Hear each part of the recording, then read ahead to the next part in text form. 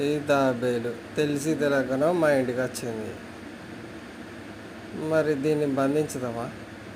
బంధించలేం కదా. దాని స్వేచ్ఛ దానికి కావాలి. మరి దాని స్వేచ్ఛ దానికి కావాలంటే ఏడిడ్స పెట్టాలి. అది ఏడికి వచ్చిందో గాడిడ్స పెట్టాలి. మరి ఆడిడ్స పెడదామంటే ఏం చేయాలి? మాకైతే బాగున్నది అంటే రివరు అని లిడ్స పెట్టాలి. కష్టపడి ఇక మా దోస్తుకు ఫోన్ చేసిన, ఆడొచ్చిండు, వాళ్ళ పిల్లలు వచ్చారు, అందరం కలిసినాము. కలిసి మా ఊరు వాగు ఉంటుంది, ఆ వాగులకు తీసుకొని ఈడ్చ పెడుతున్నాము. దేని స్వేచ్ఛ దానికి ఇవ్వాలి. మనం ఒకవేళ స్వేచ్ఛను అడ్డుపడేందుకు మనకు హక్కు లేదు. చూడండి అది ఎంత మంచిగా ఉరుకుతుంది. సూపర్ హ్యాపీ కదా.